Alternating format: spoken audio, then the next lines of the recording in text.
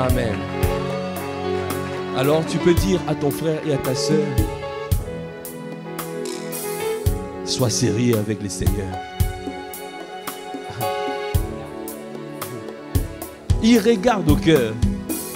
Il regarde au cœur. Hein? Alors sois sérieux. Sois sérieux, sois sérieuse. Amen. Amen, gloire à Dieu. Est-ce que tu peux encore bénir le Seigneur pour nos chantres, nos musiciens? Est-ce que tu peux faire de bruit pour leur vie, pour le prix qu'ils payent? Amen, amen. Gloire à Dieu. Amen. Amen, amen. Amen. Est-ce que nous pouvons prendre encore le temps de bénir le Seigneur pour nos pères, l'apôtre Ivan, l'apôtre Yves? Je ne sais pas si quelqu'un regarde Équilibre, la conférence Équilibre. Notre père, l'apôtre Ivan, il est à Kinshasa. Et c'est vraiment une grâce. C'est merveilleux ce que nous entendons. Amen. C'est vraiment une grâce. Et j'ai suivi encore hier, c'était merveilleux, c'était glorieux. Vraiment, je recommande à chacun de pouvoir prendre le temps de pouvoir suivre. Là où ton père part, il faut écouter. Ce n'est pas toutes les paroles qui sortiront d'ici. Hein? Quand le père est quelque part, sois attentif. Dis à ton frère, à ta soeur, sois attentif. Le Seigneur l'a établi sur nos vies afin de pouvoir recevoir des paroles de vie. Et nous sommes étirés et nous grandissons dans leur présence. Est-ce que nous pouvons vraiment acclamer le Seigneur? Amen, amen. Gloire à Dieu. Si nous pouvons prendre place. Amen.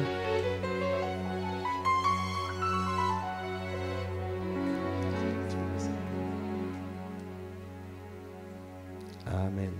Gloire à Dieu.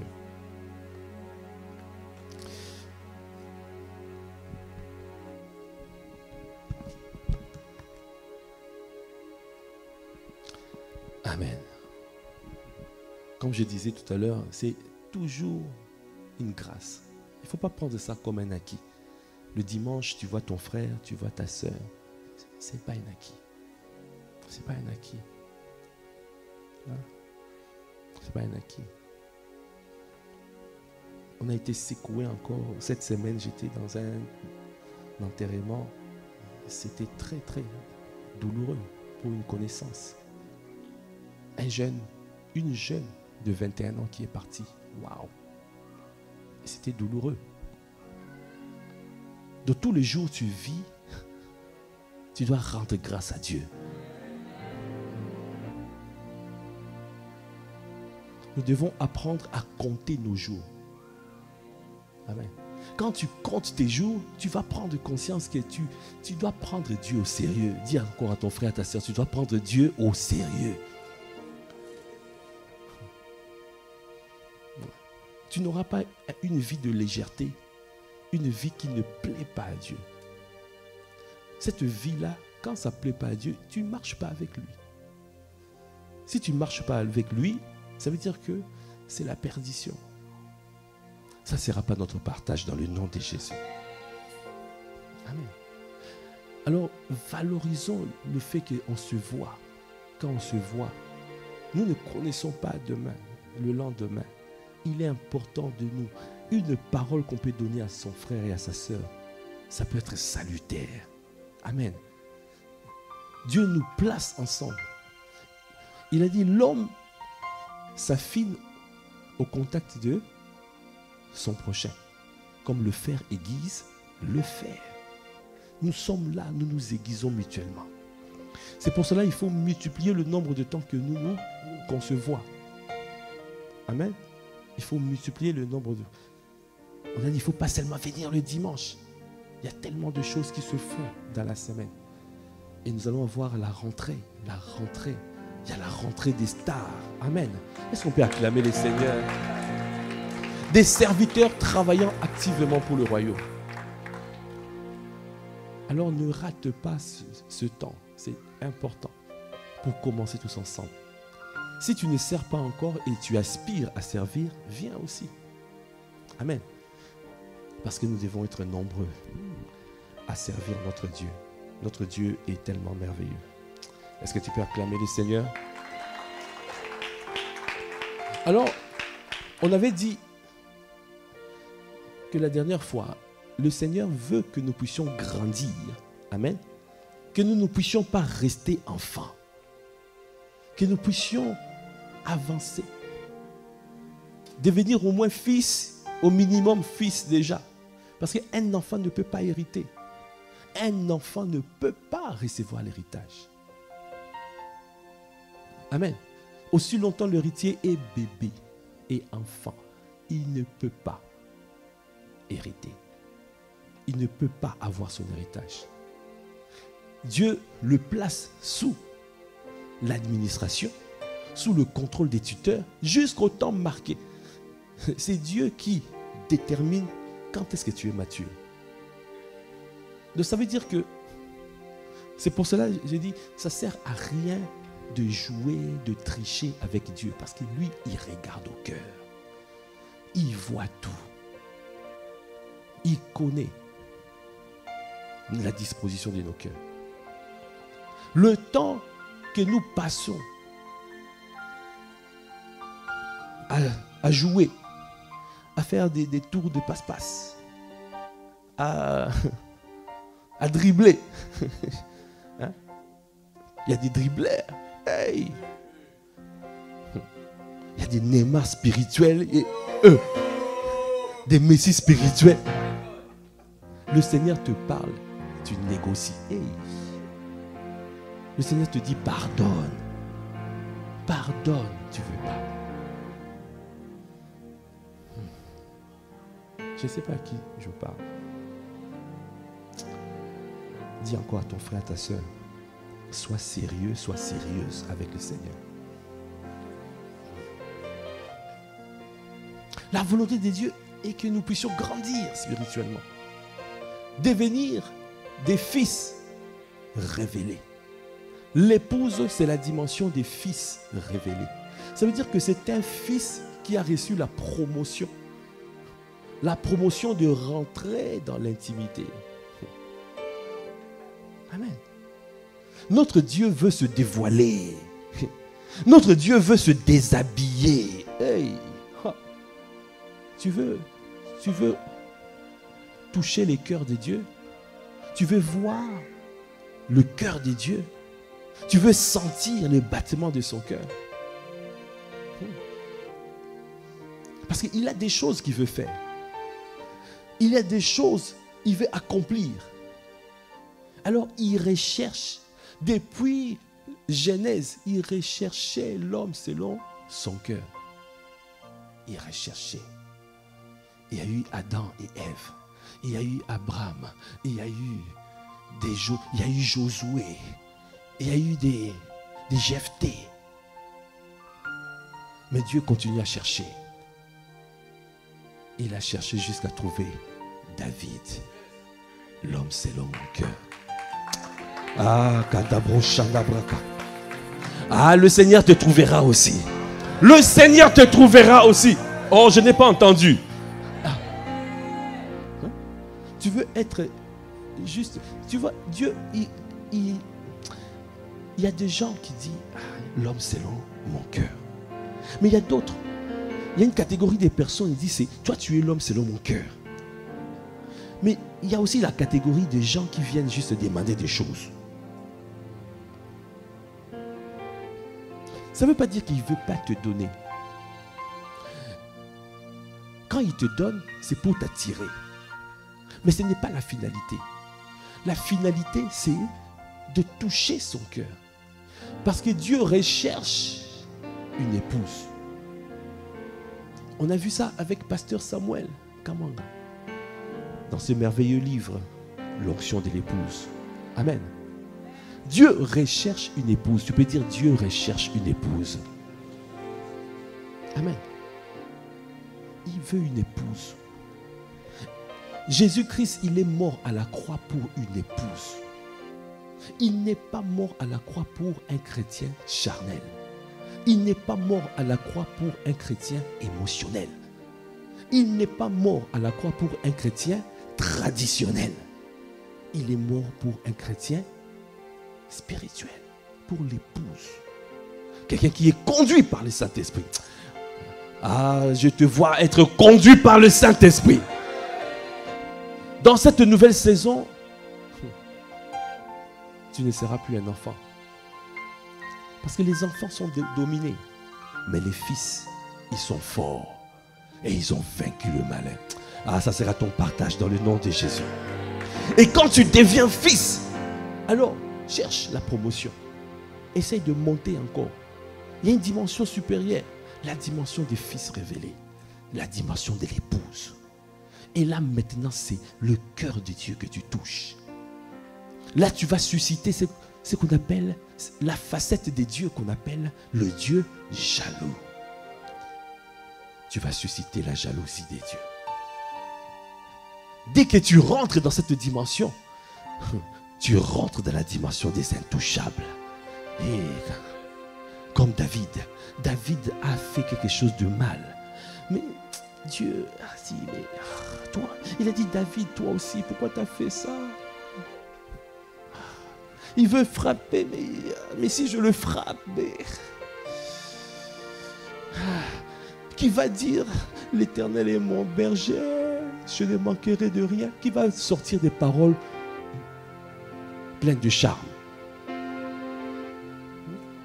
Il y a des fois, Dieu, Ah, je te vois rentrer dans cette dimension des assoiffés des dieux, des amoureux des dieux. Amen. Alors, on a dit le modèle de l'épouse, c'est le modèle qui se trouve dans Proverbe 31. La femme vertueuse. Amen. La parole de Dieu dit dans Proverbe 31, verset 10, qui peut trouver une femme vertueuse? Cela veut dire une femme de valeur. Amen. Je vous ai dit la dernière fois, ne regarde pas simplement une femme. Parce que souvent, lors des mariages, nous prêchons sur ça. Mais le Seigneur a ouvert mon esprit. Il a dit, ne regarde pas, regarde l'épouse. Ah, quand tu lis ce passage, mais avec maintenant, tu regardes que c'est l'épouse, et l'épouse, c'est toi et moi. Ah, la donne change. Je prie que le Seigneur t'ouvre l'esprit afin de voir les pépites d'or qui sont dans ce passage. Il a dit, qui peut trouver une femme vertueuse? Elle a bien plus de valeur que les perles. Verset 11, il a dit, le cœur de son mari a confiance en elle. Et les produits ne lui feront pas défaut. Le cœur de son mari a confiance en elle. Ça veut dire que Dieu a confiance en toi. Est-ce que tu peux vraiment te dire que tu regardes, tu t'examines toi-même, tu dis, est-ce que Dieu a confiance en moi? Si aujourd'hui là, il y a 1 million qui tombe, je serai encore dimanche à l'église, on te verra encore. Et il y a 10 millions, un marché de 10 millions.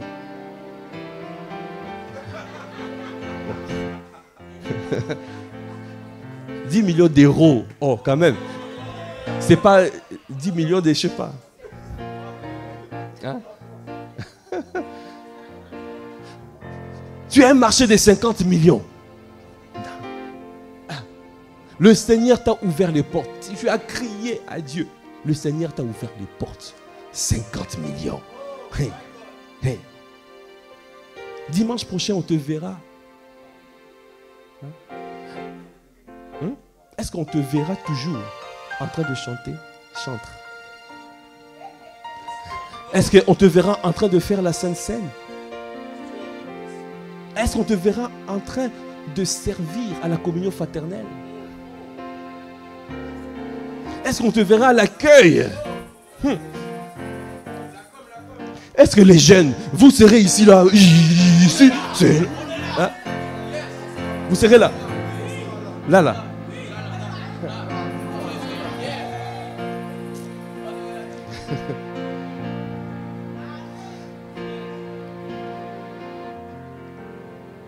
Dieu nous a rachetés à un prix fort, par son sang. Il n'y a pas de prix. Même 50 millions, c'est rien par rapport à ce qu'il a fait pour toi et moi. Il nous a rachetés au prix fort. Tu as de la valeur. C'est une valeur inestimable. Alors tu ne peux pas être acheté pour juste 50 millions. C'est quoi 50 millions? C'est rien. C'est quoi 50 millions devant? C'est quoi la vie? Combien de personnes ils ont eu 50 millions, après le lendemain ils ont disparu? Comme la poussière de l'herbe, comme une feuille d'herbe qui sèche, qui disparaît. Dis à ton frère, prends Dieu au sérieux, je t'en supplie. Prends Dieu au sérieux. C'est ça dit, le cœur de son mari a confiance. Quand Dieu regarde ton cœur, il voit, quel que soit ce que je peux lui donner, mais l'épouse reste toujours dans la maison. Kobocha. Hey. Il y en a qui partent.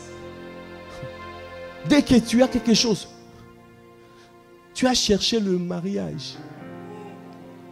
Dès que tu t'es marié, mon mari, hey.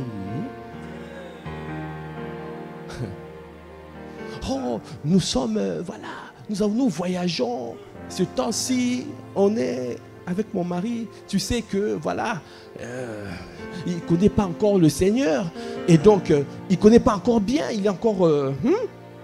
Donc, il faut aller tout doucement. Dieu regarde ton cœur. C'est vrai qu'il faut faire quoi? La femme doit se soumettre. Mais Dieu regarde la disposition de ton cœur. Il y a des dispositions des cœurs qui font que le mari va dire non. On doit respecter ce Dieu-là. Même si je ne vais pas à l'église, mais je ne t'empêcherai pas d'aller à l'église.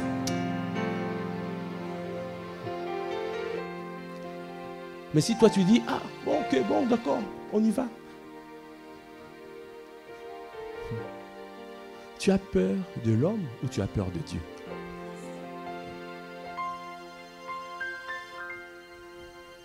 Plutôt obéir à Dieu que aux hommes.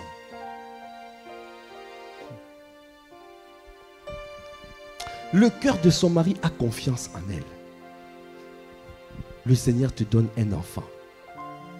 Mais, je ne peux plus venir servir. Hey. Wow. Non, vous savez, les enfants, il faut qu'ils aillent au lit tôt. Donc c'est compliqué de pouvoir. Hey. Dieu t'a donné. Il t'a donné Isaac. Maintenant tu dis, je veux garder mon Isaac. Quand Dieu te donne Isaac, après il dit, est-ce que tu peux sacrifier Isaac?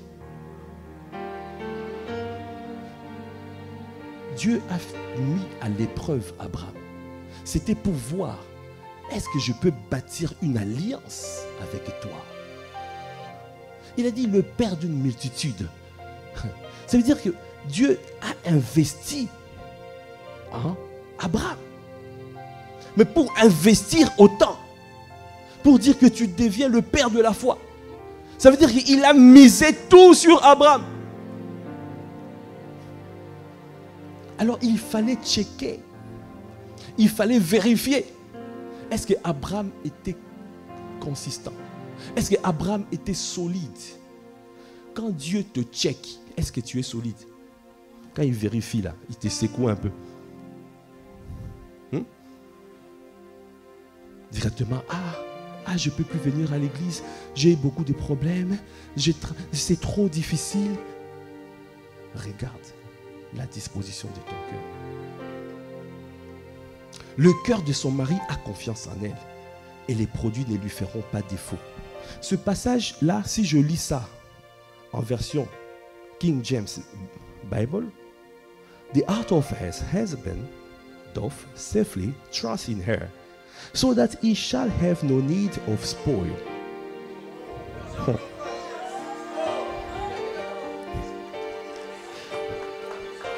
La traduction, cette version-là dit que elle ne gaspille pas ses ressources. Ça veut dire c'est comme si, tu vois, elle te fait tellement confiance, il te fait confiance, il te laisse gérer. Et quand tu gères, il est tranquille.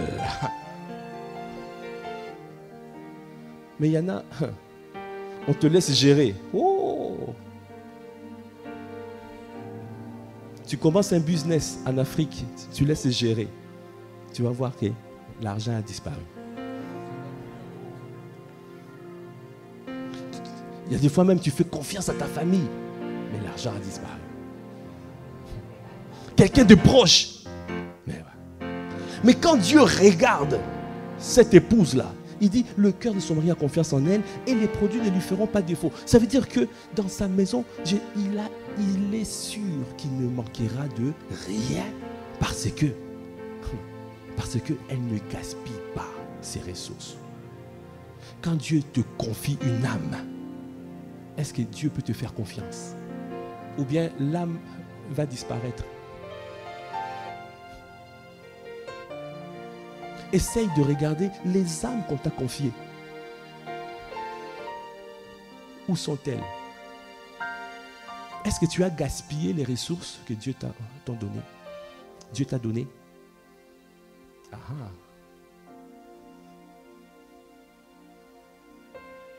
Dieu te confie un ministère au départ et aujourd'hui.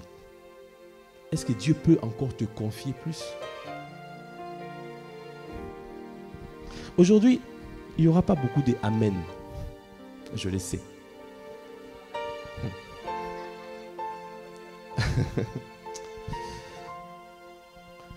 Le titre du message d'aujourd'hui. L'unique critère que Dieu regarde pour te donner sa confiance. Oh. L'unique critère que Dieu regarde pour te donner sa confiance. Il y a un seul critère que Dieu regarde. Un seul critère. Les gouvernements, même les gouvernements, le Premier ministre de la France, François Bayrou, parfois il a décidé de faire 49-3. Quelqu'un peut dire c'est quoi 49-3? C'est une loi, ça veut dire que tu veux passer en force pour faire voter des lois en force.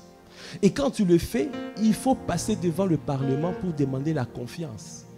Et on doit voter, est-ce qu'on te donne confiance ou pas? Même quand tu commences, il y a un gouvernement qui est établi. On vient toujours devant le Parlement et on demande la confiance du Parlement. La femme vertueuse, étant donné que le cœur de son mari a confiance en elle, cela veut dire qu'elle est venue, elle s'est présentée devant son Dieu. Et Dieu lui a donné confiance. Dieu a checké son cœur. Il a checké et il a vu non, tu es qualifié pour gérer mes ressources. Est-ce que tu peux acclamer le Seigneur? Le Seigneur veut que quand il nous regarde,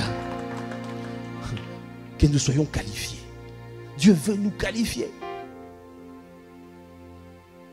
Mais comment?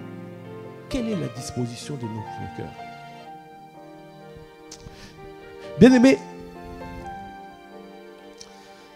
la parole de Dieu dit dans Proverbe 14, verset 1, la femme sage bâtit sa maison. Amen. Et la femme insensée la renverse de ses propres mains. Ça veut dire, quand je dis sage, il faut parler, il faut voir l'épouse. Amen. Est-ce que tout le monde a compris? Ça veut dire, l'épouse de Christ bâtit sa maison. La maison dont on parle, c'est la maison, c'est ta vie, ton ministère. Hein? Tout ce que Dieu te donne à bâtir, tes projets, c'est la maison. Dieu nous a donné ce bâtiment. Quelle grâce! Est-ce qu'on peut acclamer les seigneurs pour cela?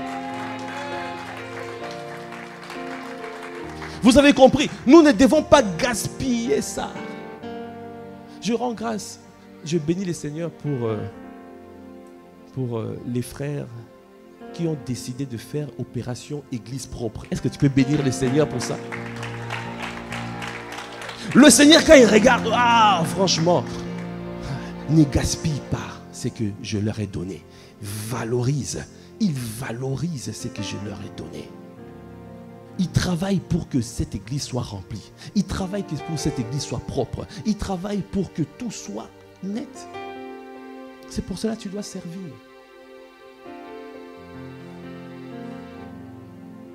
Ouais. La femme sage bâtit sa maison. Dans Proverbe 24, verset 3-6, c'est marqué, c'est par la sagesse qu'une maison s'élève. C'est par l'intelligence qu'elle s'affermit. Ça veut dire que Dieu veut que tu bâtis par la sagesse. Et quand on bâtit une maison comme ce bâtiment, on bâtit toujours en commençant par quoi? Par la fondation. La fondation. Parce que c'est insensé de bâtir, de dire, le sable. On fait le sable et on commence à mettre le mur. Waouh! Même moi, un jour, j'ai mis dehors un maçon qui est venu travailler chez moi. Je dis même pas un maçon, j'ai dit un charlatan. Waouh! Hey. Il m'a construit quelque chose. Waouh! Même moi-même. J'ai bougé seulement la porte comme ça, la porte est tombée. Hey. Le portail. Waouh! Vous voyez, quand Dieu regarde ta vie, tu te bases sur quoi pour bâtir? Est-ce que tu bâtis sur le sable ou tu bâtis sur le roc?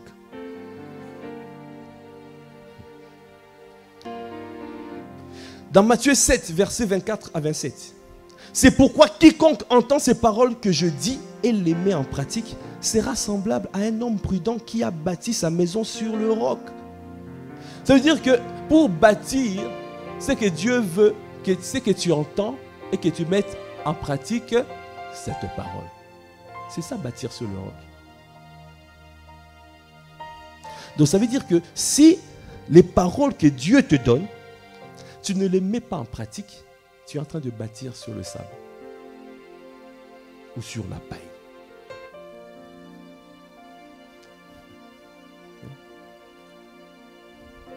La parole de Dieu est claire. Quiconque entend ces paroles que je dis et les met en pratique sera semblable à un homme prudent qui a bâti sa maison sur le roc. La pluie est tombée, les torrents sont venus, les vents ont soufflé et se sont jetés contre cette maison. Elle n'est point tombée parce qu'elle était fondée sur le roc. Mais quiconque entend ces paroles que je dis et ne les met pas en pratique sera semblable à un homme insensé qui a bâti sa maison sur le sable. La pluie est tombée, les torrents sont venus, les vents ont soufflé et ont battu cette maison. Elle est tombée, sa ruine a été grande. Bâtir, c'est toi qui dois décider. Comment je bâtis? Bâtir, c'est recevoir la parole, garder cette parole, mettre en pratique cette parole. Est-ce que c'est ce que tu fais?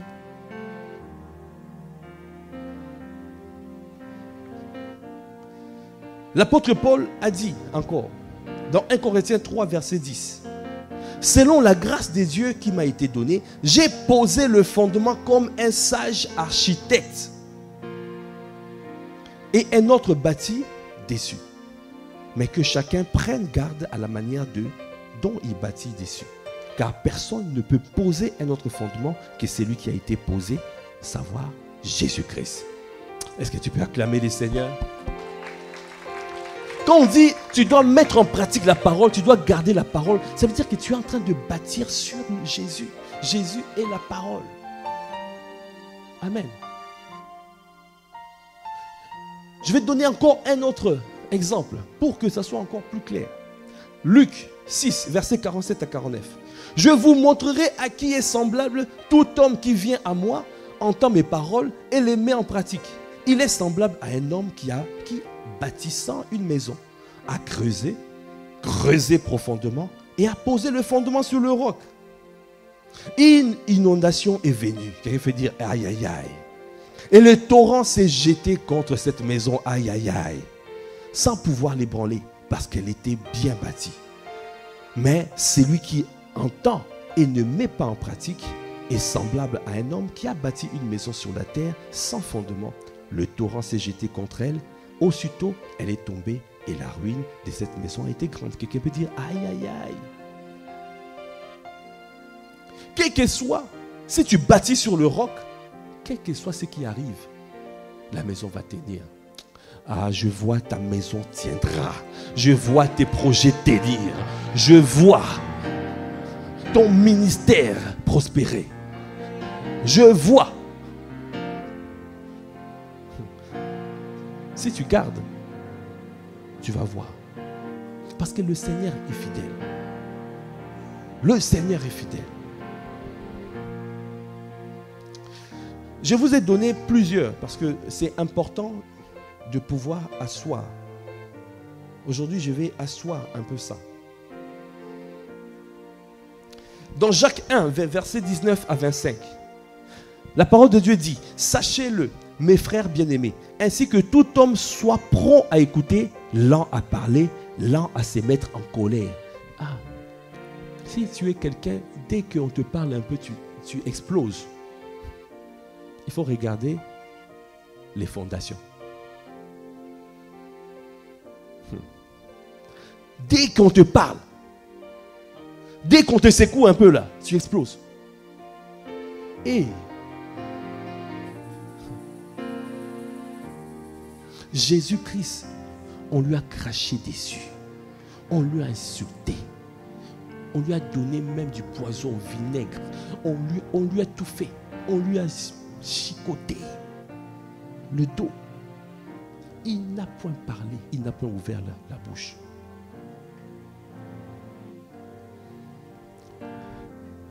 Mais s'il s'agit de toi, j'espère que c'est ton frère, ton voisin. Ton voisin. Ne regarde pas ton voisin. Tu vois? C'est ton voisin. Dans le métro, quelqu'un juste piétine un peu par erreur. Mais il faut voir. Il oublie sa chrétienté. Il oublie qu'il est un enfant de Dieu. Quand il est à l'église, je sais qui je suis. Je sais qui je suis. Je marche dans la pousse.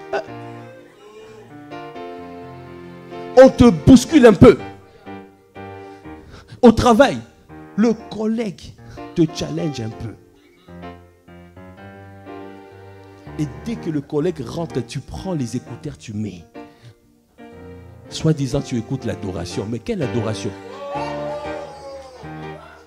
Tu marches dans l'amour? C'est zéro. Ton adoration, là, tu es en train d'écouter, c'est la fausse adoration. Dieu regarde le fond de ton cœur. C'est ça. Je dis, voilà, je ne parle pas à mes collègues, je suis dans l'adoration. Hey, Dieu t'a positionné là-bas, c'était pour un but.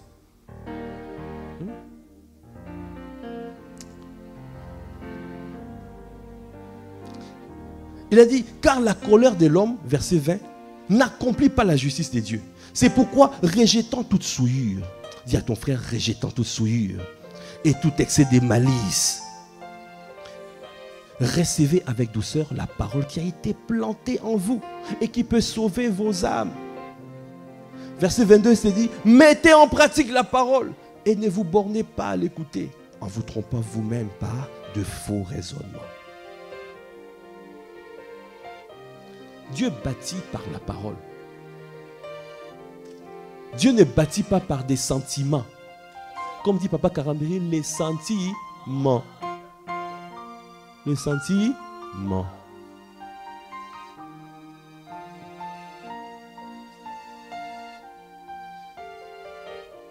Verset 23. Car si quelqu'un écoute la parole et ne la met pas en pratique, il est semblable à un homme qui regarde dans un miroir son visage naturel et qui, après s'être regardé, s'en va et oublie aussitôt quel il était. Mais celui qui aura plongé les regards dans la loi parfaite, la loi de la liberté, et qui aura persévéré, n'étant pas un auditeur oublié, mais se mettant à l'œuvre, celui-là sera heureux dans son activité. Est-ce que tu peux encore acclamer le Seigneur? Vous voyez, quand tu bâtis quand tu es en train de bâtir un immeuble, tu vois, les gens n'aiment pas beaucoup les fondations là. Peut-être que quand tu regardes, tu dis, mais ça n'a aucun sens ce fondement. Il n'y a que l'architecte. Ah, mais Dieu rend-nous, fait de nous des sages architectes. Le Seigneur fait de toi un sage architecte. Le Seigneur fait de toi un sage architecte. Tu es un sage architecte. Tu ne vas pas chercher le blink-blink. Tu vas dire, un bâtiment, tu mets la peinture. Mais tu n'as même pas regardé les fondements.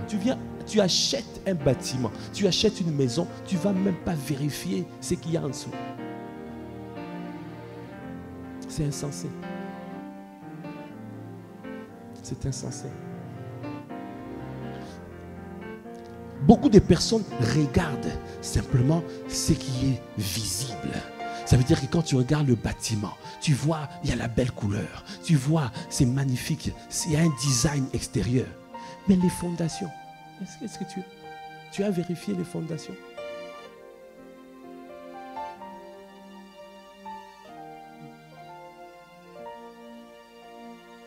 Quand on regarde ta vie, et je bénis les Seigneurs, nous sommes tous beaux ici. Amen. Est-ce qu'on peut bénir?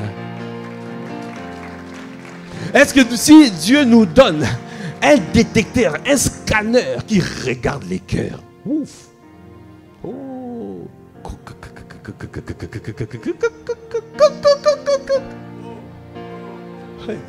c'est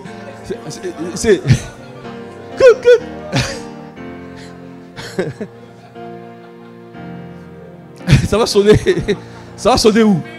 Ça va sonner derrière, non? Ça va sonner devant. Oh. Oh.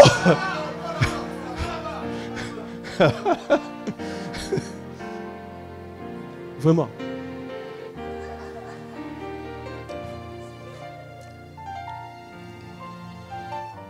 Oh, il y a par ici, il y a par là. Tu vois? Intelligence artificielle. Mais qu'ils inventent aussi le détecteur, le scanner des cœurs. Comme ça, on va voir si l'intelligence artificielle est efficace. Ouais. Vous voyez, nous sommes tous bien beaux là. Mais quand on commence à regarder au cœur, tu vas voir l'amertume, la colère, la rancœur, la haine. Et que tu sois délivré de ça dans le nom de Jésus. Donc vous voyez, le fondement, ce fondement dont on parle, n'est ni plus ni moins que le cœur. Amen.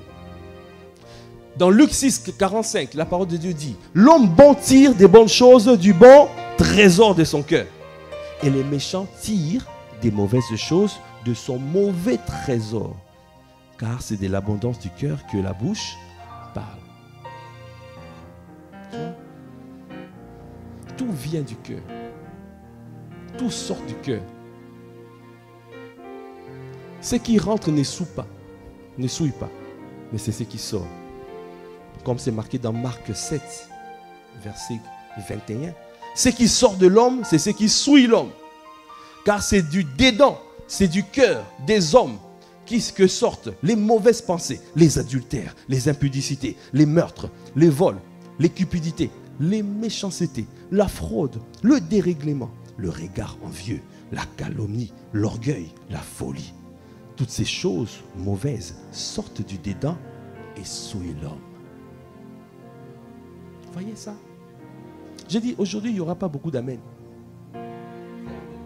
Parce que c'est pour que chacun fasse aussi l'introspection. Chacun.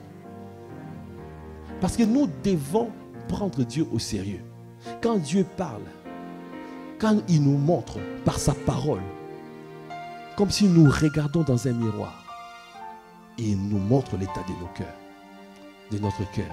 Et alors, il te demande, il te dit, enlève ça. Non, enlève ça. Parce que Dieu, il y a un seul critère de choix, de sélection. Pour que Dieu te donne la confiance. Pour qu'au Parlement, là, quand tu viens avec tes dossiers, je vais régner, je vais... Tu viens comme ça, on te regarde. Est-ce qu'on va lui donner confiance ou pas confiance? C'est un peu comme... comment ça s'appelle? Les émissions là, des chantres, comment ça? Hein? The Voice. Prenons The Voice. Vous voyez comment c'est? Tu viens comme ça, tu viens, tu chantes. Parfois, c'est triste. La personne chante d'une manière, montre toutes les compétences vocales et tout. Et là, il y a personne ne se tourne et personne ne pipe.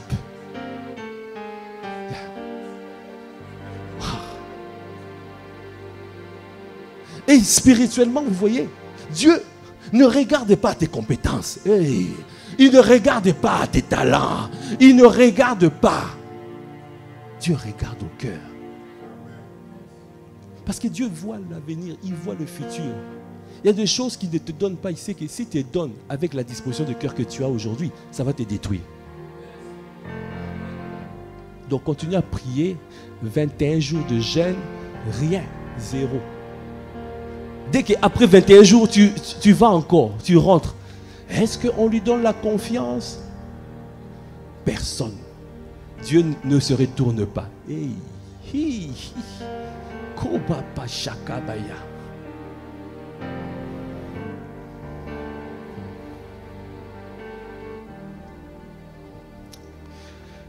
ah, ça ne sera pas ainsi pour nous. Dès qu'on viendra dans sa présence, ah, il va biper. Ça sera un bip généralisé. Le Père, le Fils et le Saint-Esprit. Oh, Kabra Kabaya. Hey, t'es beaucoup boucha.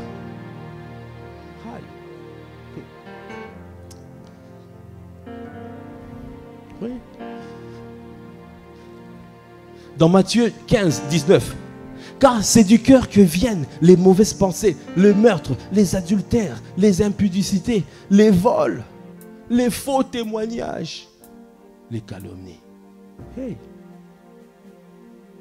À la prière vendredi, on a dit, hey, tu fais attention à ce que tu écoutes. Quelle est la source? Fais attention à la source. Qui te donne l'information? Il y a 4 formes d'attaque majeures de l'ennemi. Quand l'ennemi attaque, il attaque comme un dragon. C'est pour égorger. Il attaque comme le diable, diabolos. C'est pour calomnier tes pères. Il calomnie tes pères. Parce que les pères sont les sources. C'est là où tu reçois. Si les pères sont calomniés, tu ne peux plus avoir l'admiration vis-à-vis des pères. Alors, c'est coupé.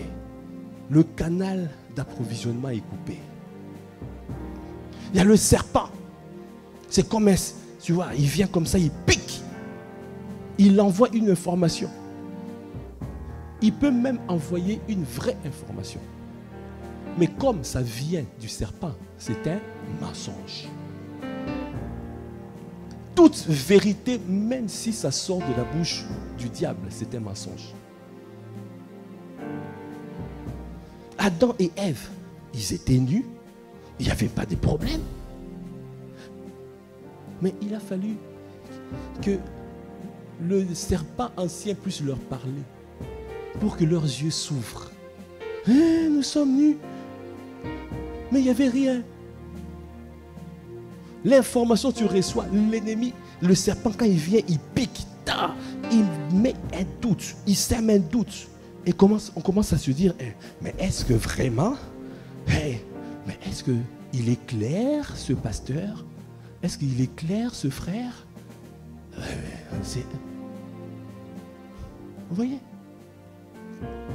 Dis à ton frère, à ta soeur, n'écoute pas n'importe qui.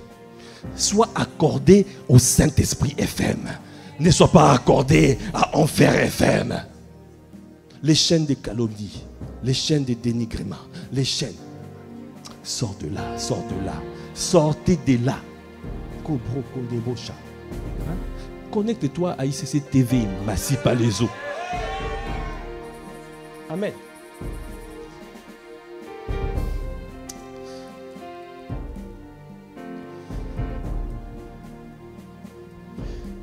Alors, l'ennemi veut tout faire de manière à ce que le monde devienne méchant. Les gens deviennent méchants. Dans 2 Timothée 3, versets 1 à 5, c'est dit: sache que dans les derniers jours, il y aura des temps difficiles. Car les hommes seront égoïstes, amis de l'argent, fanfarons, hautains, blasphémateurs, rebelles à leurs parents, ingrats, irréligieux, insensibles, déloyaux, calomniateurs, intempérants, cruels, ennemis des gens de bien, traîtres, emportés, enflés d'orgueil, aimant le plaisir plus que Dieu, ayant l'apparence de la piété, mais régnant ce qui en fait la force. Alors il a dit, éloigne-toi de ces hommes-là. Est-ce que tu peux acclamer les seigneurs? Dans ce temps-ci, Dieu veut déverser l'onction de l'épouse. Dieu veut déverser. C'est une onction de consécration. Ce n'est pas une onction, comme a dit l'apôtre encore hier. Ce n'est pas une onction d'association. Parce que tu peux être loin par association. Tu te connectes à l'apôtre, tu reçois un peu l'onction. Mais cette onction-là, tu reçois, c'est parce que tu es connecté à l'apôtre.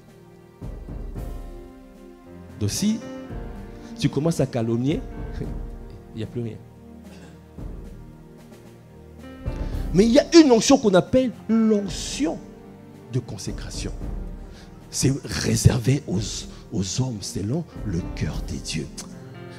C'est pour ça qu'il a dit, voici mon serviteur David, dans Psaume 89.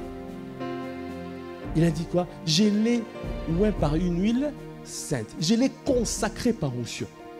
Consacré par onction. C'est une onction spéciale. C'est ce dont le pasteur Samuel Kamanga parle ici. L'onction de l'épouse. C'est l'onction de consécration. Ça veut dire c'est pour les hommes et les femmes qui ont un cœur attaché à Dieu. C'est cette onction-là que nous désirons. L'onction pour rentrer dans la dimension de l'épouse, tu as besoin de ça. Tu vois? Parce qu'il faut que le cœur de père soit revenu au cœur des enfants. Aux enfants. Et le cœur des enfants revienne au père. Alors, donc vous voyez que Dieu, il a ses critères. Mais parmi ces critères, il y a juste un critère unique. Dieu n'a pas d'autres critères en fait. Le seul critère, c'est le cœur de Dieu.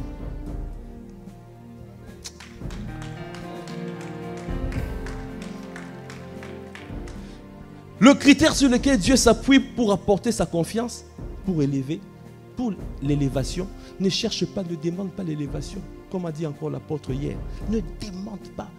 Parce qu'il y en a qui prient pour avoir l'onction. Mais tu peux avoir l'onction. Mais tu commets des choses infâmes, des choses terribles. Recherche les cœurs des dieux.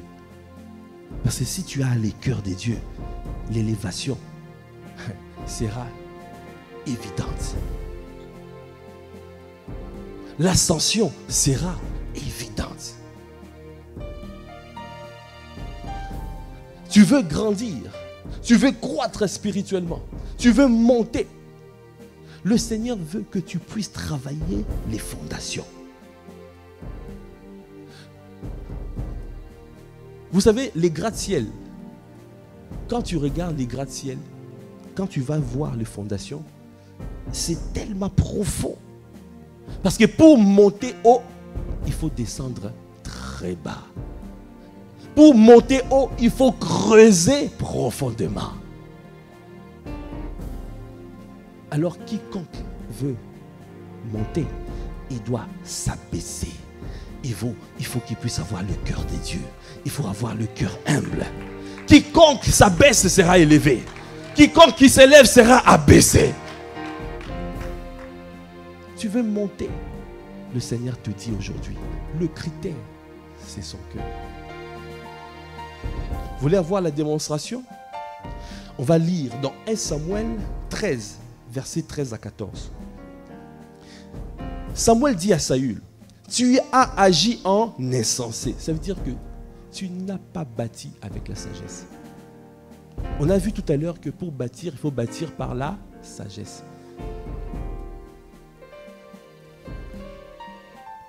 Tu n'as pas observé le commandement que l'Éternel, ton Dieu, t'a donné. On a dit tout à l'heure, il faut faire quoi? Il faut garder la parole. Saül a manqué de sagesse. Il n'a pas gardé la parole. Il n'a pas gardé. On lui a dit, fais ci. Il fait autre chose. Ne fais pas l'holocauste. Il suit le peuple. Alors qu'il devait suivre ce que le Seigneur a dit à travers la bouche du prophète Samuel. Et il a fait beaucoup de mauvaises choses. Et il a irrité Dieu. Et Dieu a regretté. À un moment donné, il a regretté de l'avoir positionné comme roi. Je prie que le Seigneur ne regrette jamais à ton sujet. Il ne regrettera jamais à ton sujet. Parce qu'il te donne le cœur de Dieu. Tu auras son cœur. Il t'appellera l'homme selon mon cœur. Il a dit ici, l'Éternel aurait affermi pour toujours ton règne. Là, c'est Samuel qui dit à Saül.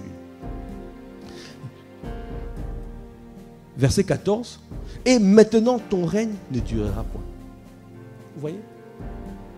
Donc, quand tu n'as pas le cœur de Dieu, ça veut dire que ton règne, tu peux monter comme tu veux, mais tu ne pourras pas durer. Pour avoir la durée, il faut le cœur de Dieu. Pour rester solide, il faut le cœur de Dieu. Quelles que soient les tempêtes qu'il y aura, si tu n'as pas le cœur de Dieu, tu vas disparaître. Quelles que soient les oppositions, si tu n'as pas le cœur de Dieu, tu vas reculer.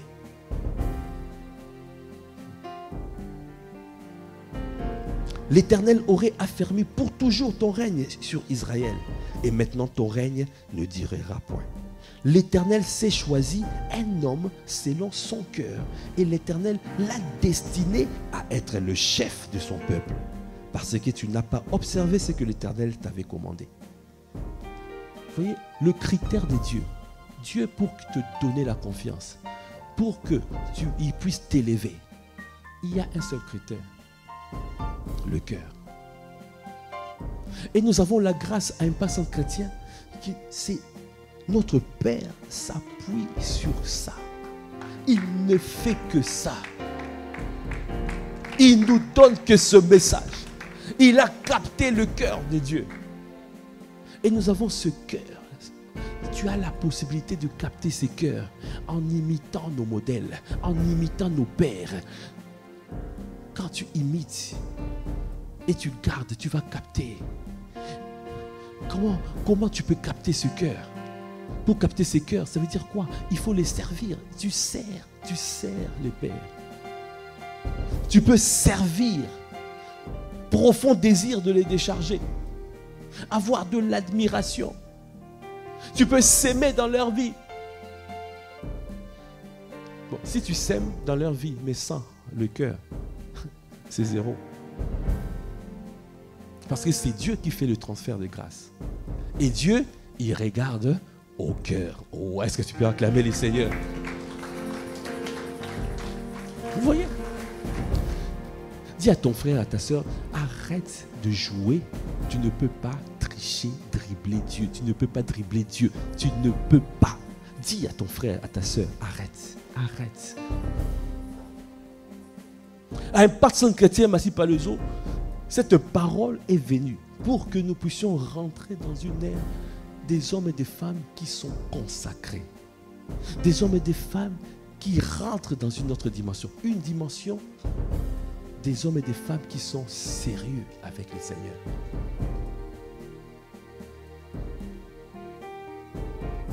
Tu vois? Parce que quand l'Éternel s'est choisi un homme selon son cœur et l'Éternel l'a destiné à être le chef. Tu veux briller, tu veux monter, tu veux diriger. Tu veux, il a dit, le plus petit sera un millier. Tu veux diriger les nations. Tu veux que le roi puisse suivre les rayons de ton éclat. Dieu te dit, regarde les cœurs. Regarde ta fondation.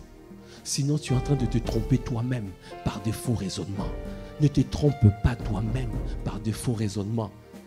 Je nous supplie pour cette parole parce que nous sommes tous concernés.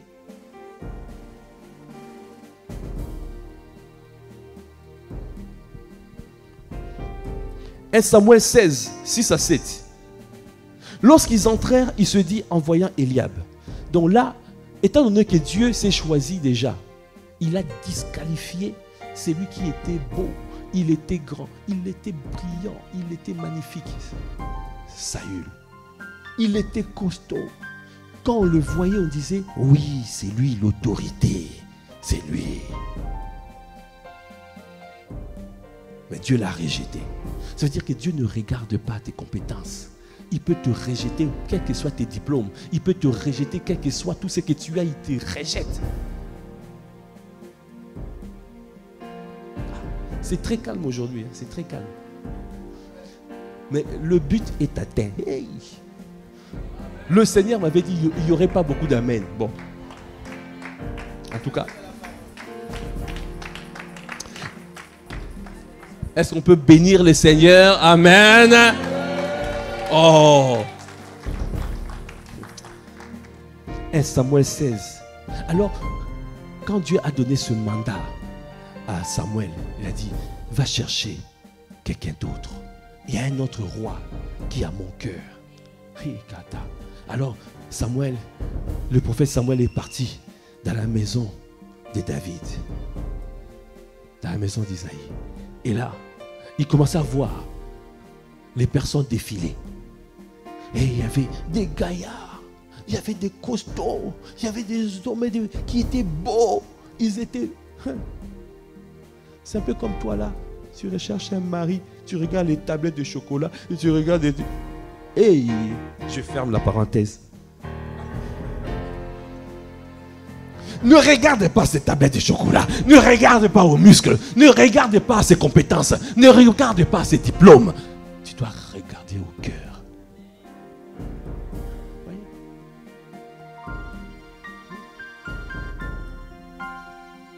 Tu veux faire un marché. Tu veux lancer une entreprise. Et il y a quelqu'un qui vient directement comme ça, qui sort ses millions. Ta réaction, ça sera quoi? Tu signes tout de suite? Tu sais que l'association, quand tu crées une entreprise, tu t'associes. C'est comme un mariage. C'est un peu... Vous êtes un peu liés. Hein? De toi, Dieu t'a donné un projet. Un projet qui va changer les choses. Je t'ai dit des choses qui m'ont arrivé. Le Seigneur m'a donné un projet. Mais à un moment donné, association avec quelqu'un. Mais je n'avais pas encore signé l'association. Quand on fait le dossier, moi j'écris avec les valeurs du royaume. Il me dit, mais non, mais ça ne marchera pas dans le monde. Hey. Tu sais, si tu montres trop ton côté spirituel, on va te rejeter. Moi, je dis qu'il me rejette. Mais je ne changerai pas mes valeurs.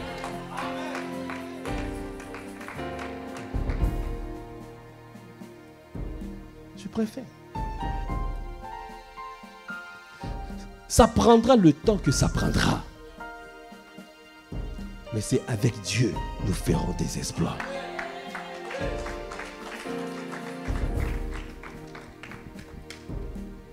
Alors, quand Samuel est rentré dans la maison d'Isaïe, la parole de Dieu dit, verset 6, « Certainement loin de l'Éternel est ici devant lui. » Il a vu des malabars. C'est des malabars corporels. Mais c'est des ministres à l'intérieur. Hey! Que ça ne soit pas ton partage dans le nom de Jésus.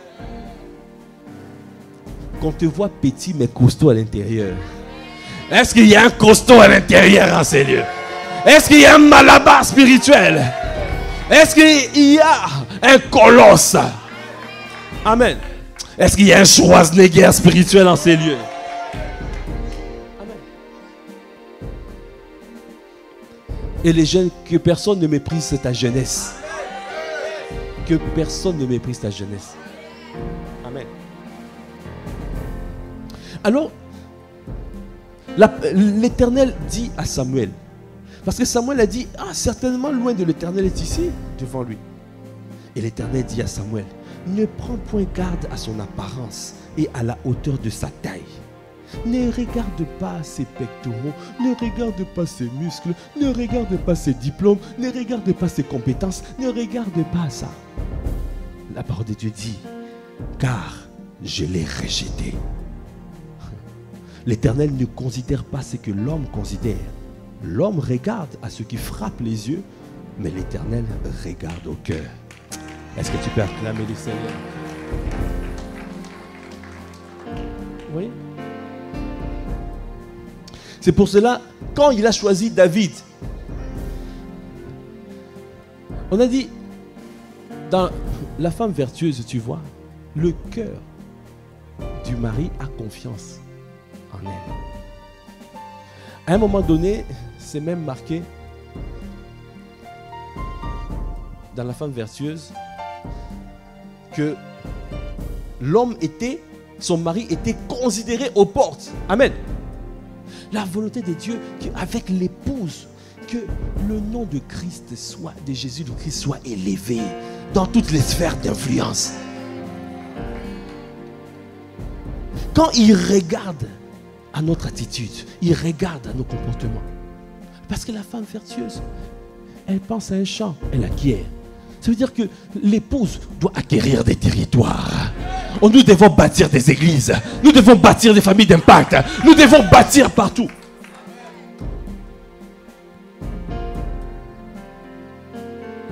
Oui. Je suis à la fin, presque à la fin. Oui, aujourd'hui, le Seigneur m'a dit, cette parole, nous devons vraiment asseoir cette parole. Prendre conscience que le plus important, c'est le cœur. Alors quand Dieu a trouvé David, Psaume 89, verset 19. Car l'Éternel est notre bouclier, le Saint d'Israël est notre roi. Alors tu parlas dans une vision et ton bien-aimé. Et tu dis, voilà, écoutez bien, j'ai prêté mon secours à un héros. J'ai élevé du milieu du peuple un jeune homme.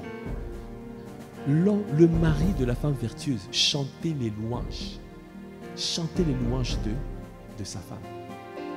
Est-ce que tu veux que Dieu aussi chante les louanges pour toi? Donc partout où Dieu va, il va dire, j'ai trouvé un homme. J'ai trouvé un homme selon mon cœur. J'ai trouvé une femme selon mon cœur.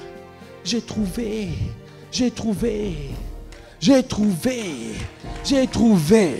Est-ce que tu veux que ça soit ton partage? Et c'est disponible pour quiconque. Quiconque décide d'être sérieux avec Dieu. Quiconque décide de pouvoir garder la parole de Dieu. Ça veut dire de travailler les fondations. Ça veut dire le cœur. De garder son cœur. Quand il a dit garde ton cœur plus que toute autre chose, car de lui viennent les sources de la vie. afin de ne pas souiller ton cœur. Alors, regarde maintenant ce qu'il lui a dit. Je l'ai élevé du milieu du peuple, un jeune homme. J'ai élevé du milieu du peuple un jeune homme. Ça veut dire Dieu ne regarde pas l'âge. Ne regarde pas ton jeune âge. Il ne regarde pas ton incompétence encore, parce qu'il est capable de te donner la compétence.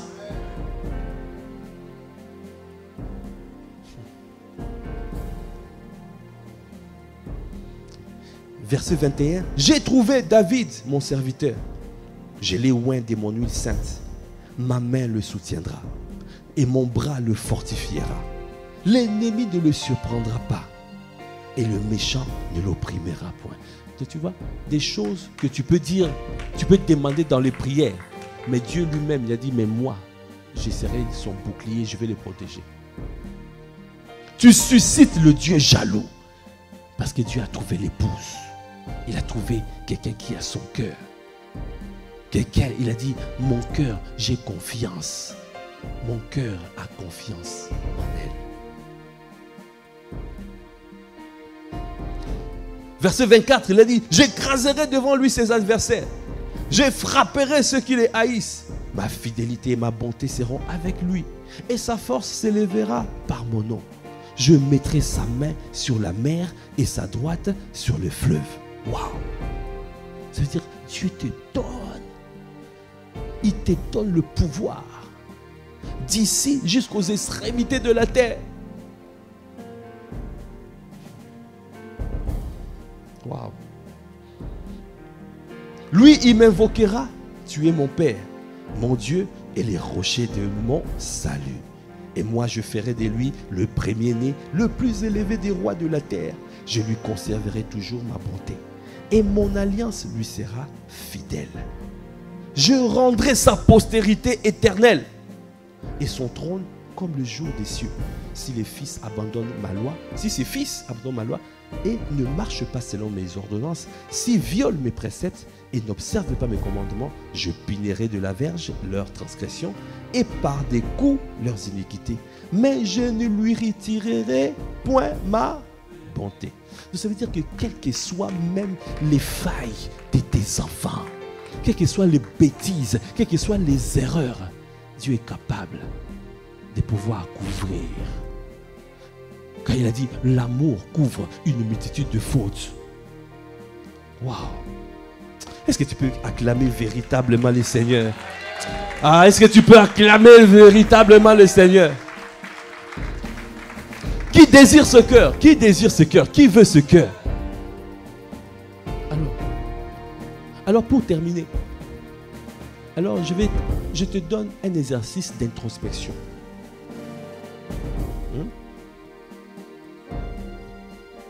Exercice d'introspection. Pour pouvoir tester, on va prendre simplement par exemple la prière. D'accord? On va faire un test de sincérité par rapport à la prière. Parce que la prière, c'est quoi? C'est la respiration de la nouvelle création. C'est la prière qui nous permet de voir un peu est-ce que nous sommes connectés ou pas. D'accord? Est-ce que nous marchons avec lui ou pas? Amen. Voilà. Alors, je vais poser simplement, je vais dire, pour vous la prière, réponds dans ton cœur. Pour vous la prière est une tâche indispensable, mais nécessairement agréable, ou c'est un véritable plaisir, le plus beau moment de la journée? Deuxième question. De manière générale, lorsque vous priez, vous regardez l'heure pour savoir combien de temps il vous reste à passer dans la prière. Le temps vous paraît plutôt long. Ou vous appréciez tellement ce moment que lorsque vous devez arrêter de prier, vous vous dites déjà, j'aurais voulu passer encore plus de temps dans sa présence.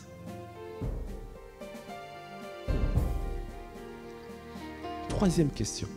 De manière générale, lorsque vous priez, Vous avez plutôt du mal à connecter à Dieu. Malgré vos efforts, vous ramez. Vous vous sentez fluide, léger, comme si l'on vous portait.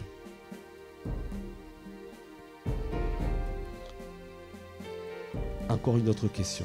De manière générale, lorsque vous priez, vous avez la sensation que Dieu est plutôt loin de vous, comme si une distance ou une barrière vous séparait. Ou bien proche de vous, comme si vous étiez tout près de son cœur.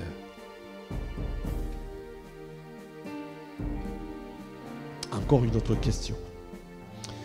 Lorsque vous avez une mauvaise pensée, vous vous dites, ce n'est pas si grave que ça.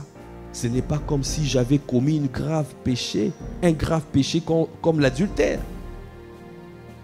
Ou bien, lorsque vous avez une mauvaise pensée, vous vous dites, Seigneur, aie compassion de moi.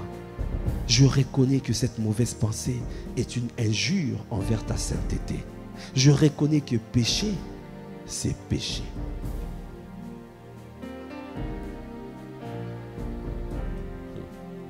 On creuse encore? Est-ce qu'on peut encore creuser?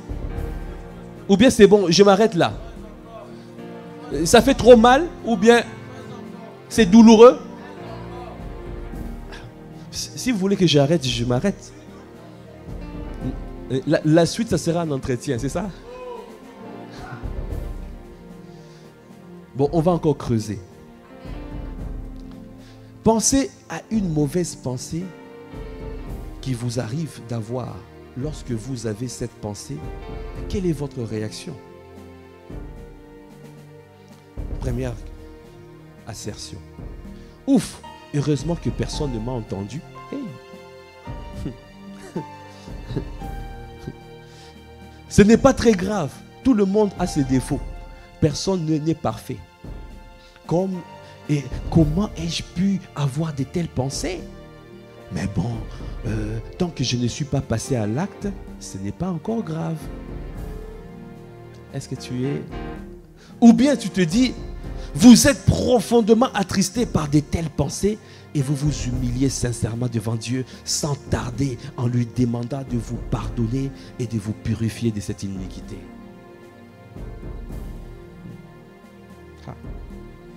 Je continue à creuser. On a dit pour monter plus haut, il faut creuser profondément. On va creuser. Vous avez donné votre accord. Moi, je continue.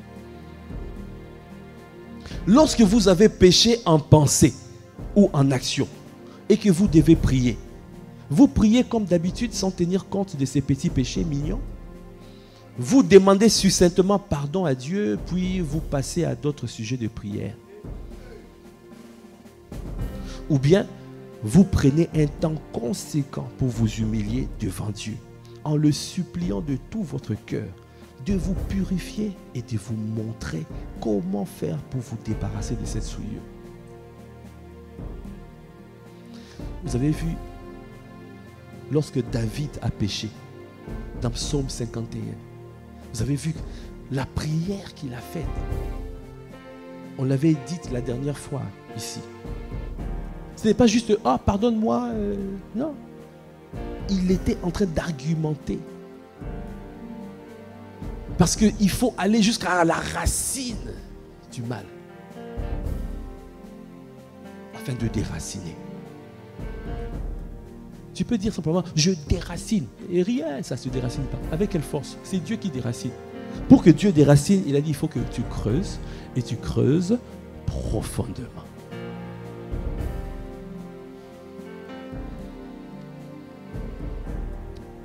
Je continue. Lorsque vous n'arrivez toujours pas à vous débarrasser d'une mauvaise pensée ou d'un péché quelconque pour lesquels vous aviez déjà demandé pardon à Dieu, quelle est votre attitude? Vous êtes plutôt résigné? Jamais je n'arriverai pas à me débarrasser de ce péché. Un jour Dieu me fera grâce. Ou bien vous êtes plutôt déterminé? Jamais je n'abandonnerai. Je continuerai de supplier Dieu de m'aider et de faire tout mon possible pour me débarrasser de ce péché. Je ne laisserai jamais rien me séparer de l'amour de mon Dieu. Je continue. Lorsque vous recevez une instruction du Saint-Esprit, conviction intérieure, prédication ou autre, je ne sais pas quoi, quand le Seigneur te parle, que par la prédication ou par conviction intérieure, soit vous discutez ou négociez avec Dieu. Faut-il vraiment que j'agisse comme ça? Vous reportez votre obéissance au lendemain. Vous faites en partie ce que Dieu vous a demandé. Obéissance partielle. Ou bien, vous obéissez promptement et totalement sans discuter.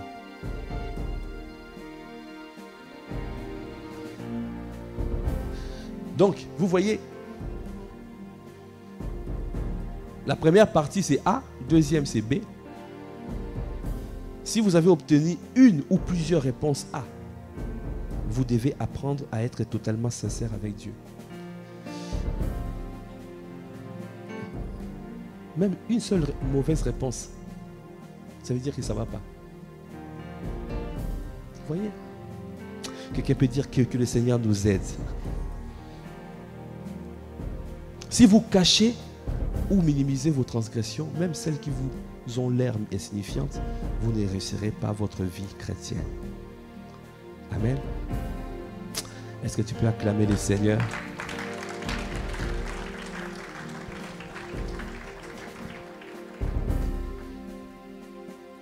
Donc, pour clôturer,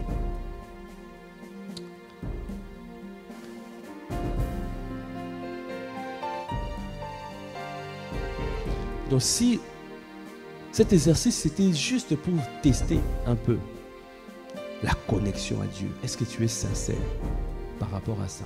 C'est comme ça Dieu peut regarder, est-ce que tu as son cœur? Le pasteur Alain Patrice disait hier à l'école des disciples, le Seigneur a révélé, parce qu'il a expliqué, lui a révélé qu'il y avait encore l'orgueil. Tu as vu comment on check? Qu'il y avait encore l'orgueil.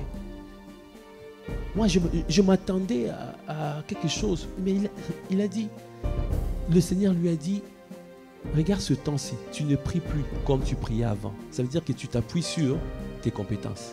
Hey! Le temps que tu mets dans la présence de Dieu, ça détermine est-ce que tu dépends sur toi ou tu dépends sur lui. C'est de l'orgueil. Quand tu dis, ah, je prie plus, j'ai plus beaucoup de temps de prière, ça veut dire que tu es déjà déconnecté. Vous voyez, l'orgueil est subtil, est vraiment subtil. Et quand le Seigneur pointe du doigt comme ça, donc il faut avouer ses transgressions. Celui qui cache ses transgressions ne prospère point, Proverbe 28, 13. Mais celui qui les avoue et délaisse obtient miséricorde. Il ne faut pas se voiler la face. Il faut appeler péché ce que Dieu appelle péché. Amen. Et il faut s'humilier dans sa présence.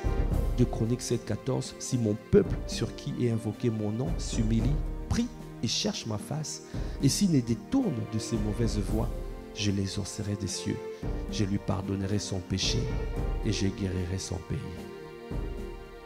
Et n'est pas abandonné, tu dois rester déterminé.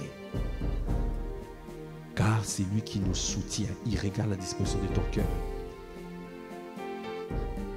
Ne dis pas que je n'arriverai pas, car il veut simplement, il a dit, la miséricorde, il donne à celui qui avoue. Celui qui ne cache pas, mais celui qui avoue et délaisse. Et quand Dieu donne la miséricorde, ça veut dire qu'il te restaure, il te donne la force, il te donne la vigueur, il te redonne, il te remet à la position initiale. Et le Seigneur veut le faire aujourd'hui encore. Il veut le faire pour ta vie aujourd'hui. Si tu as compris cette parole, aujourd'hui, le Seigneur voulait simplement nous dire, il veut que nous travaillions notre fondation. Si tu as quelque chose, si tu ne gardes pas ça, ne porte pas le masque, il faut t'humilier. Demande pardon. Humilie-toi sincèrement. Tu peux venir aussi en entretien pour en parler. Parce que le Seigneur veut te sortir de là. Il veut te faire monter à une autre dimension. Il veut te faire monter. Parce que tu ne peux pas monter si tu ne creuses pas. Si tu ne creuses pas profondément. Et la fondation, c'est ton cœur. Alors il faut que tu soignes ton cœur. Si tu ne gardes pas ton cœur, alors tu ne pourras pas prospérer. Si tu as compris cette parole, si tu peux te tenir debout.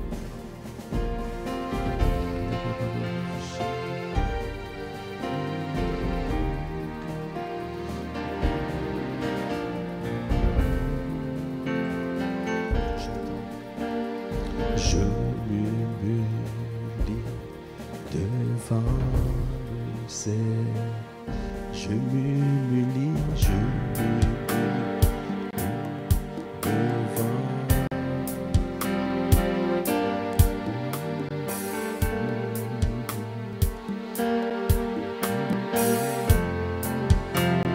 Alors, je vais faire un appel. Si tu sens que cette parole t'a touché et que tu veux revenir à lui.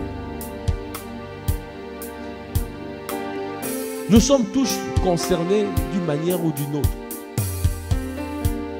Parce que nul ne peut dire moi je suis parfait. Non. Mais si tu te sens la nécessité de dire non aujourd'hui, je ne veux plus repartir en arrière. Ah, je veux m'humilier devant la face du Seigneur. Je te demande de passer devant, passe devant. Humilions-nous devant la présence de Dieu. Passe devant. Humilie-toi, mets-toi à genoux devant la présence. Passe devant, passe devant. Ne garde pas ce que... Ne garde pas ça. Ne garde pas ça. Oh, Baba, il y a des bochas. Il y a des bochas. Ne passe, ne garde pas ça. Le Seigneur aujourd'hui, il veut te délivrer. Il veut te sortir de ça. Il veut t'amener à la tristesse de Dieu. À la tristesse de Dieu. Yeka tabrakabaya.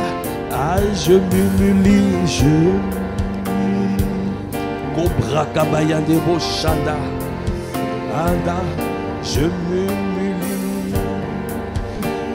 N'hésite pas, tu passes devant, passe devant. Aujourd'hui, ne regarde pas à gauche, ne regarde pas à droite, ne regarde personne, ne regarde. C'est entre toi et ton Dieu, c'est entre toi et ton Dieu. Le Seigneur aujourd'hui veut te délivrer profondément. Il veut te délivrer. Il veut que tu parviennes à la tristesse de Dieu, à la tristesse de Dieu. Ikatayande. Il a dit dans 2 Corinthiens 7, verset 10, en effet, la tristesse selon Dieu produit une repentance à salut dont on ne se répand jamais. Tandis que la tristesse du monde produit la mort. Le Seigneur veut t'amener à la tristesse de Dieu. C'est une repentance sincère. Une repentance sincère. Le Seigneur ne peut pas. Il a dit, celui qui cache ses transgressions ne prospère pas. Mais celui qui les avoue et délaisse obtient miséricorde. Le Seigneur veut te donner. Il t'accorde la miséricorde aujourd'hui. Afin que, Seigneur, afin que tu puisses repartir à zéro. Repartir à nouveau. Un nouveau départ aujourd'hui pour ta vie. Un nouveau départ aujourd'hui pour ta vie.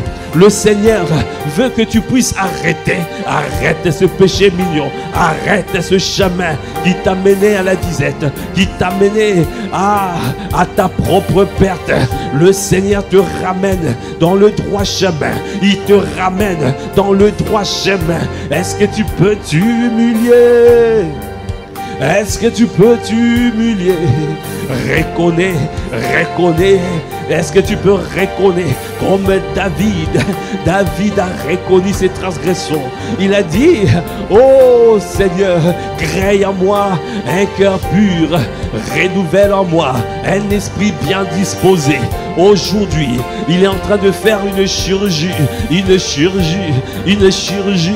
est en train d'enlever ce qui est de l'ennemi et le mauvais trésor dans ton cœur. Il enlève les mauvais trésors.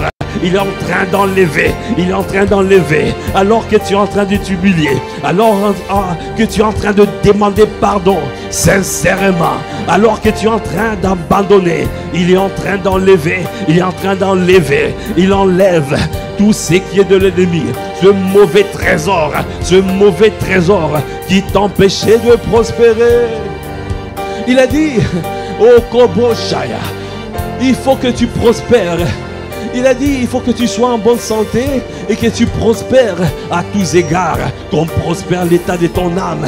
Ah, tu ne peux pas prospérer si ton âme est entachée. Tu ne peux pas prospérer si ton âme est sale. Tu ne peux pas prospérer si ton âme est chargée. Tu ne peux pas prospérer. Le Seigneur aujourd'hui, et il est en train de t'enlever. Il enlève au Koboshana. Là où tu n'as pas, tu refusais de pardonner. Là où tu refusais de pardonner. Aujourd'hui, le Seigneur te dit, lâche ton emprise. Lâche ton emprise. Lâche ton emprise. Lâche ton emprise. Lâche ton emprise. Lâche ton emprise. Le Seigneur te demande, Yekata Broko Bobosha, abandonne-toi. Oh, c'est lui-même. Il prend soin de toi. Il a dit, humilie-toi. Ah, yanda boshanda braka bayande boshaya. Je m'humilie. C'est lui qui pardonne ton péché. Il te pardonne. Il a dit, si vous confessez vos péchés, il est fidèle et juste pour pardonner, pour vous les pardonner, pour vous purifier de toute iniquité. Il est en train de laver. Il lave aujourd'hui. Il lave. Seigneur au Père, je viens te recommander ma soeur. Je viens te recommander mon frère en ces lieux. Ah Seigneur, merci au Père. Merci de ce que tu leur as donné. De pouvoir décider de s'humilier. Décider de s'abandonner. Décider de pouvoir arrêter ce mauvais chemin. Revenir à toi. Car tu as dit, reviens à moi. Si tu reviens à moi, je reviens à toi. Merci Seigneur de ce qu'ils reviennent à toi. Seigneur, merci Père d'enlever tout ce qui est de l'ennemi, d'enlever les mauvais trésors, d'enlever tout ce qui est de l'ennemi, toutes les fissures, tout Seigneur, tout ce qui était rentré dans leur cœur, tout ce qui était rentré, que ça soit déraciné, les sémences de l'ennemi, les sémences de manque de pardon, les sémences d'arrogance, les sémences de la haine, de la colère, que ça soit déraciné maintenant, déraciné au Kobosha, par la puissance du Saint-Esprit, déracine, purifie le cœur, rends Seigneur, oh Seigneur. Ah, yanda boshende, yende bosha, yakabra kabayande bosh, yenda baba yande bosh. Continue à lever la voix, continue à t'humilier. Seigneur, merci de ce que tu es un Dieu fidèle. Aujourd'hui, tu ne mens pas. Seigneur, tu viens délivrer mon frère. Tu viens délivrer ma soeur. Tu viens, Seigneur, la ramener à toi. Seigneur, merci de ce que tu es le Dieu fidèle et tu es le Dieu miséricordieux. Comme tu as dit dans Psaume 51.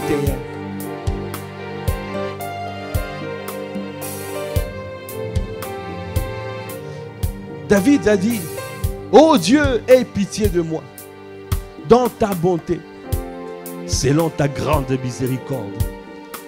Efface mes transgressions.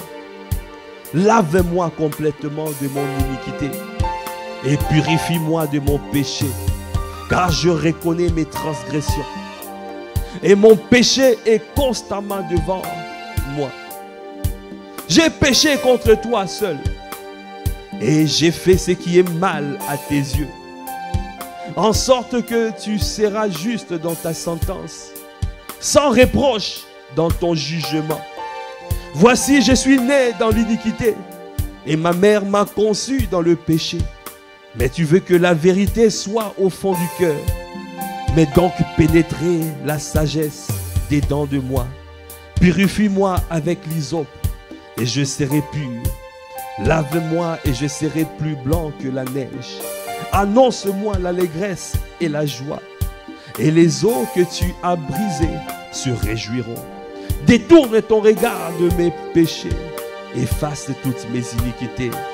Ô Dieu, crée en moi un cœur pur, renouvelle en moi un esprit bien disposé.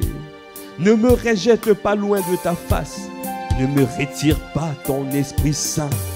Rends-moi la joie de ton salut, et qu'un esprit de bonne volonté me soutienne. J'enseignerai tes voies à ceux qui les transgressent, et les pécheurs reviendront à toi. Ô Dieu de mon salut, délivre-moi du sang versé, et ma langue célébrera ta miséricorde. Seigneur, ouvre mes lèvres, et ma bouche publiera ta louange. Si tu avais voulu des sacrifices, je t'en aurais offert, mais tu ne prends point plaisir aux holocaustes. Les sacrifices qui sont agréables à Dieu, c'est un esprit brisé. Ô Dieu, tu ne dédaignes pas un oseur, un cœur brisé et contrit. Répands par ta grâce tes bienfaits sur Sion. Bâtis les murs de Jérusalem, alors tu agréeras des sacrifices de justice, et des holocaustes et des victimes sont entières. Alors on offrira tes taureaux sur ton autel. Seigneur, merci pour cette parole de David. C'est pour montrer le modèle de repentance. Seigneur, merci pour ma soeur. Merci pour mon frère qui est venu s'humilier devant toi. Toi, tu as regardé, Seigneur, le sacrifice. Tu as regardé le prix qu'ils ont payé de venir devant. Ils n'ont pas regardé à leur vie. Ils n'ont pas regardé à leur situation. Mais ils ont regardé au cœur, à ton cœur. Seigneur, merci, Seigneur, de te souvenir d'eux. Et merci, Seigneur, de pouvoir les arracher du filet de l'oiseleur. Merci, Seigneur, que les chaînes qui les empêchaient de marcher dans le sentier de ta justice, que ces chaînes soient brisées dans le nom de Jésus. Tout ce qui les empêchait de pouvoir te vivre pleinement, que ça soit réprimé au loin dans le nom de Jésus. Merci pour la force surnaturelle que tu leur donnes aujourd'hui. Merci, Seigneur, pour la force que tu leur donnes. Merci pour la joie que tu remets dans leur cœur. Merci pour la culpabilité que tu enlèves de leur cœur dans le nom de Jésus. Seigneur, parce qu'ils sont venus s'humilier devant toi. Et ils n'ont pas eu honte, Seigneur. Ils n'ont pas eu honte, ô Père. Seigneur, manifeste tes bontés. Manifeste ta fidélité. Afin que, Seigneur, ô Père, mon frère, ma soeur se relève et marche et court et prenne son envol comme un aigle dans cette nouvelle saison. Seigneur, merci de les consacrer. Merci de les mettre à part afin, Seigneur, ô Père, qu'ils te servent sincèrement et qui vivent pour ton bon plaisir. Nous te bénissons, Père. Merci pour ton sang qui crie pour eux, afin, Seigneur, ô Père, qu'ils soient lavés, qu'ils soient purifiés. Leur conscience est pure. Maintenant, dans le nom de Jésus, nous avons ainsi prié avec action de grâce et révérence et acclamation. Amen. Amen. Est-ce que tu peux acclamer véritablement le Seigneur? Merci, Seigneur. Vous pouvez rentrer dans vos places. Amen. Gloire à Dieu. Amen, amen. Merci, Seigneur. Amen. Merci pour ce culte. Nous te bénissons. toi qui as fait toutes choses, toi qui as conduit ces temps. Merci. Merci pour ce moment. À toi l'honneur, la puissance et la gloire. Dans le nom de notre Seigneur Jésus le Christ, nous avons ainsi prié avec action de grâce et révérence. Amen.